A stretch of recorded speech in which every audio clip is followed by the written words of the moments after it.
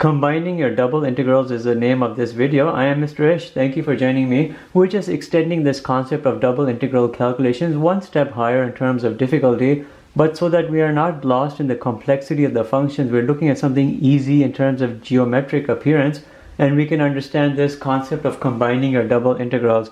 Y equals x plus 1, x equals 0, y equals 0, and x equals 2.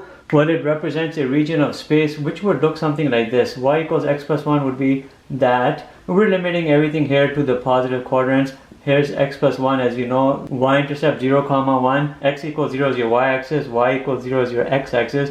And then obviously here x equals 2. This is the region of space for which we're trying to determine its area. And you want to use double integrals. An integral here with respect to dx integrating upwards with respect to dy. But notice the complexity. Here's my 0 in terms of y, here's a 1 in terms of y, and then lastly here, you know what that would be, 3. If you put x equals 2 right here, you're getting a 3. So you'll have two different y intervals, therefore your double integral will separate out among two different integrals. Look, from right over here, you're seeing a 0 to 2 with respect to dx integrating upwards from 0 to 1.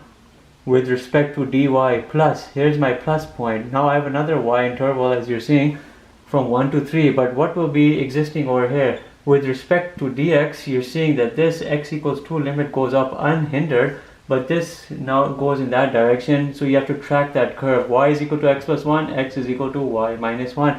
That would be your lower limit, upper limit, and now you're going upwards with respect to y from 1 to 3 dy, and this right here is what I'm talking about, combining your double integrals to accommodate the different behaviors you are seeing along the y-axis.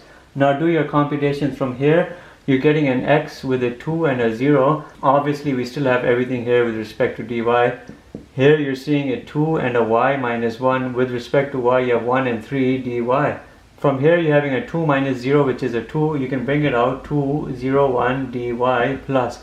Here you have a 2 minus y minus 1, which would be parenthesized 2 minus parentheses y minus 1 would be a 3 minus y. And you're seeing that from 1 to 3 with respect to dy.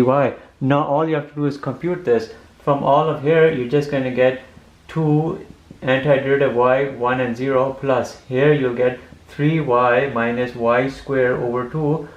You're looking at it from 3 and 1. Do your computations. Here it's a 2. 3 minus 1, upper limit, lower limit, that's a 2 times 3 is a 6. 3 square minus 1 square divided by 2, that's a minus 4. What do you get? 2 plus 6, 8 minus 4 is a 4.